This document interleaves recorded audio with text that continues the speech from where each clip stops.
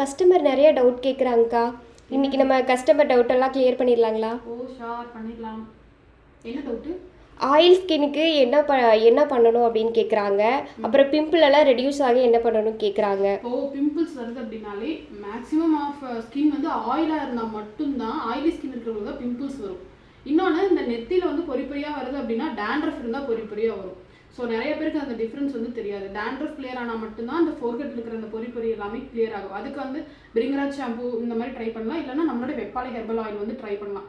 Hair oil வந்து ஒரு 2 hours வந்து அந்த ஹேரில் போட்டுட்டு அதுக்கப்புறம் பிரிங்கராஜ் ஷாம்பு போட்டு வாஷ் பண்ணாங்க அப்படின்னா நல்லாவே டேண்ட்ரஃப்லாம் கிளியர் ஆகும். அந்த ஃபோர்ஹெட் இருக்கிறது கொஞ்சம் கொஞ்சமாக கிளியர் ஆகும்.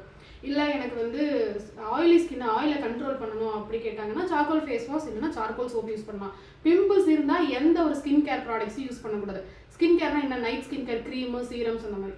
பிம்பிள்ஸ் போகிறதுக்கு என்னவோ அதை மட்டும் தான் பார்க்கணும். பிம்பிள்ஸ் வந்து இருக்குது அப்படின்னா சார்கோல் சோப் இல்லைன்னா சார்கோல் ஃபேஸ் வாஷ் இதை மட்டும் ரெகுலராக போட்டு பிம்பிள்ஸ் எல்லாம் நல்லா கண்ட்ரோல் ஆனதுக்கப்புறம் என்ன ஆகும், பிளாக் டாட்ஸாக மாறும். அந்த டைமில் சீரம்ஸ் வந்து யூஸ் பண்ணிக்கலாம். ஸோ பிம்பிள்ஸ் இருக்கிறவங்க கண்டிப்பாக சொல்கிறேன், நீங்கள் ஸ்கின் கேர் ப்ராடக்ட்ஸ் எதுவும் யூஸ் பண்ணாதீங்க. சார்கோல் சோப்பு இல்லைன்னா சார்கோல் ஃபேஸ் வாஷ். இல்லை ட்ரை ஸ்கின்னாக இருக்குது என்ன பிம்பிள்ஸ்க்கு போடணும் அப்படின்னா வெப்பாலை சோப்பு போடலாம், ஹெர்பல் சோப்பு இல்லைன்னா குப்பைமேனி சோப்பு அந்த மாதிரி கூட ட்ரை பண்ணலாம். ஆனால் நீங்கள் இந்த சீரம்ஸு க்ரீம்ஸ் அந்த மாதிரி எதுவுமே யூஸ் பண்ணக்கூடாது. யூஸ் பண்ணிங்கன்னா உங்களுக்கு ரிசல்ட்ஸே வராது. அடுத்தடுத்த அப்டேட்ஸில் வேறு டவுட்ஸ் வந்து கிளியர் பண்ணலாம். தேங்க்யூ.